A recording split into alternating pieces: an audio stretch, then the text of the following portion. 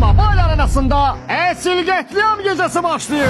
Silahlar hazırlanır, zamana karşı ölümcül mübarize start götürür.